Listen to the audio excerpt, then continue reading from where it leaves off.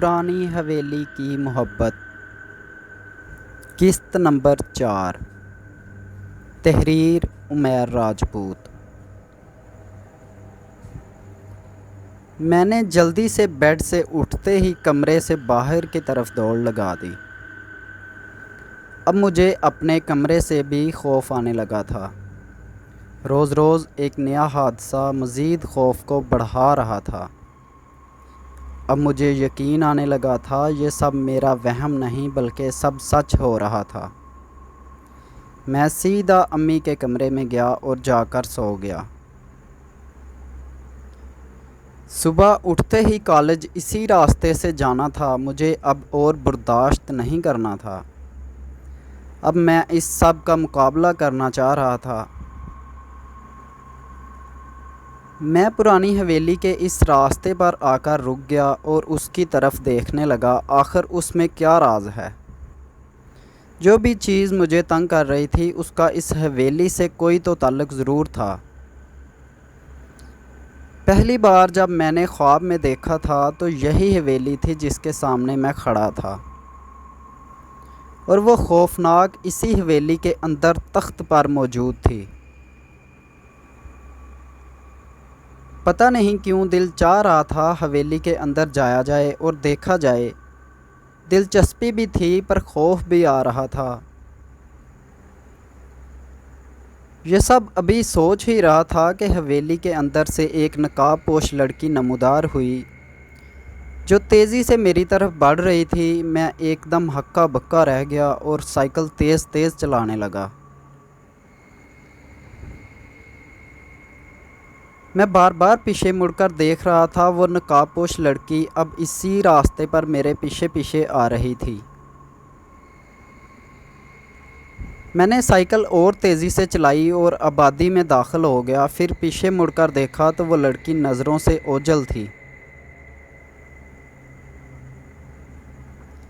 मैंने साइकिल एक शॉप पर रोकी और एक कोल्ड ड्रिंक ऑर्डर की। इस कदर खौफ तारी था मुझ पर कि सांसें और धड़कन बहुत तेज़ थी।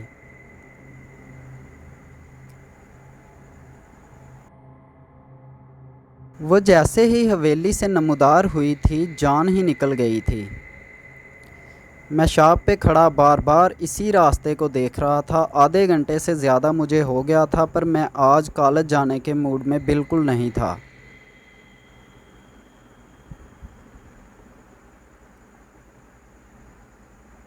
मैं फिर इसी रास्ते पर देखने के लिए थोड़ा आगे बढ़ा तो वो नकाबपोश लड़की तेज़ कदमों से चलती हुई मेरी तरफ बढ़ती नज़र आई। मैं हैरानी से इस लड़की को देख रहा था। वो पलकें झपकती हुई मेरे पास से गुज़र गई और मैं मुंह ही देखता रह गया। साइकिल वहीं खड़ी थी। मैं इस लड़की के पीछे पीछे चलने लगा। मैं इससे काफ़ी पीछे चल रहा था। वो बिना पीछे देखे तेज़ कदमों के साथ बढ़ रही थी। हैरानी के साथ मैं रुक गया। वो लड़की मेरे ही कॉलेज की गर्ल्स ब्रांच में दाखिल हो गई। मैं खड़ा बस उसे ही देख रहा था। पुरानी हवेली से निकलकर कॉलेज में दाखिल सब कुछ मज़ीद कंफ्यूज कर रहा था। मैं वापस शॉप पर पहुंचा, बैग उठाया और एक छोटे से क्लब में चला गया जहां पर मैंने वक्त गुजारी के लिए स्नूकर खेलने का फ़ैसला किया।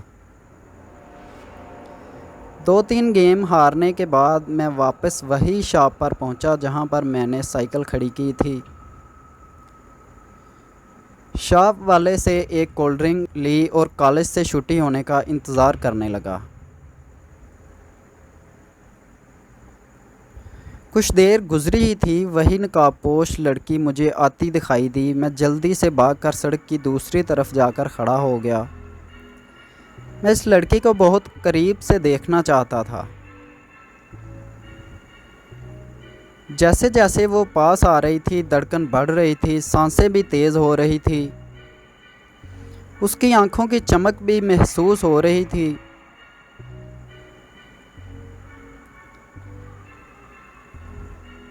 उफ़ अल्लाह, जिसको मैं एक चुड़ैल समझ रहा था वो इतनी हसीन लड़की थी। इसकी आंखें अपनी तरफ खींच रही थी। इसने हल्का सा मुझे देखा और फिर आंखें झुका लीं। मैं इसी को सोचने में मसरूफ़ हो गया। जब होश आया तो वह लड़की काफ़ी दूर निकल चुकी थी। मैं साइकिल लेकर उसके पीछे पीछे चलने लगा। आहिस्ता आहिस्ता जैसे वो चल रही थी मैं भी यूं ही चलता जा रहा था।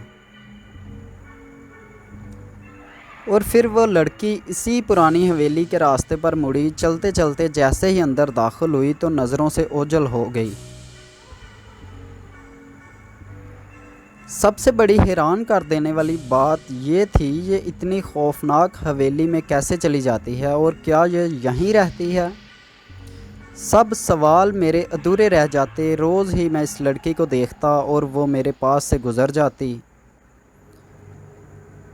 मुझे फिर भी यकीन ना आता कि वो एक इंसान है या क्या है।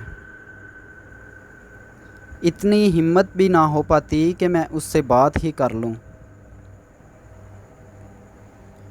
आज छठा दिन था। 6 दिन मुकम्मल हो चुके थे। मैं इस लड़की को रोज़ देखता, वो भी एक नज़र मुझे देखती और चली जाती।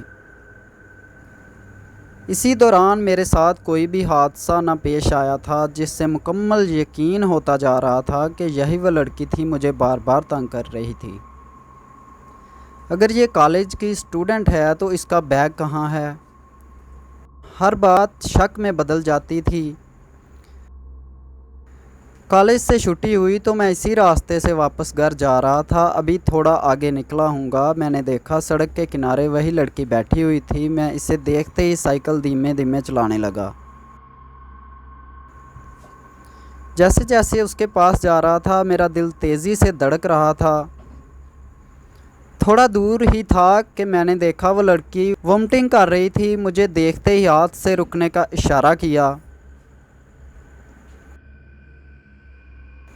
मैं थोड़ा पीछे ही रुक गया। वो अपना नकाब ठीक करके मेरे पास आई, कहने लगी मुझे वहाँ तक छोड़ दोगे प्लीज़?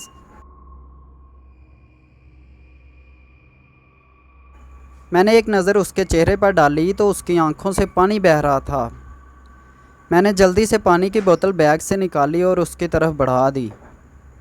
शुक्रिया कहते ही उसने पानी की बोतल पकड़ी और एक घूंट पानी पीने के बाद बोतल मुझे वापस पकड़ा दी और ख़ुद मेरा बैग पकड़कर साइकिल के पीछे बैठ गई। मैं उसे पीछे बैठा कर साइकिल चला तो रहा था पर शदीद डर रहा था और तेज़ी से साइकिल चला रहा था। इतने में वही पुरानी हवेली के पास से गुजरने लगा तो कहने लगी यहीं रोक दो। मैंने जैसे ही साइकिल रोकी तो वो उतरकर तेज़ कदमों से हवेली की जानिब बढ़ गई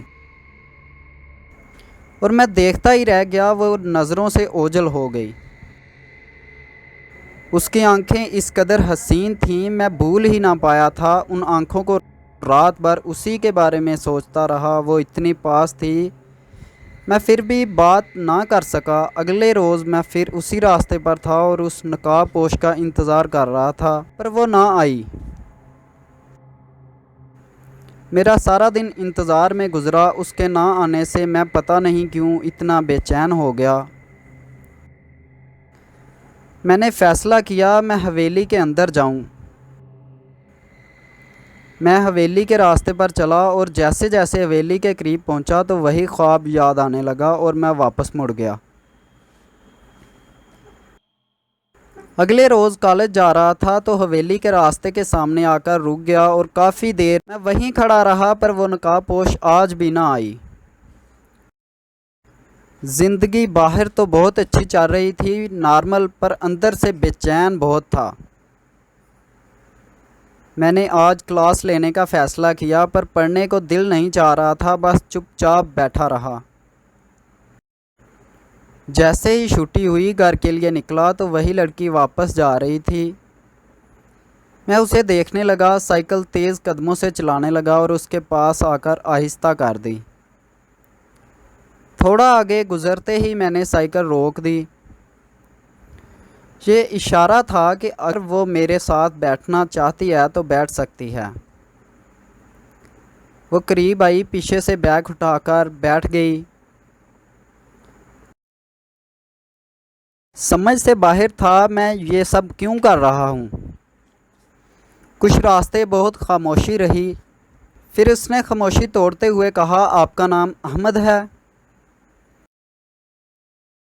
मुझे हैरत का शदीद झटका लगा। जी, पर आपको कैसे पता? मैंने पीछे मुड़कर देखा तो वो मुस्कुरा रही थी। मैंने आपकी नोटबुक से आपका नाम पढ़ा था। आपकी नोटबुक पर कुछ लिखा भी था, शायद आपने पढ़ा ना हो। मैंने साइकिल रोककर उससे बैग लिया और जल्दी से नोटबुक निकालकर वही लाइन दिखाई तो वो हाँ में सर हिलाती हुई मुस्कुरा दी।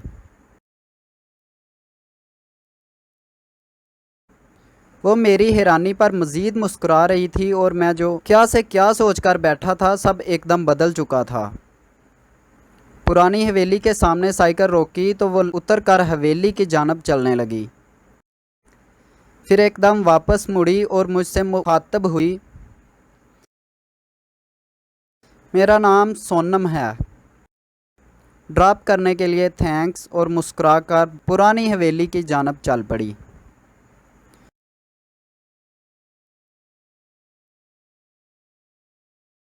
दोस्तों, उम्मीद है यहाँ तक का नावल आप लोगों को पसंद आया होगा, और अगर पसंद आए तो अपने दोस्तों के साथ शेयर ज़रूर कर दीजिएगा, और नए आने वाले पार्ट्स के लिए हमारे YouTube चैनल को सब्सक्राइब ज़रूर कर लें।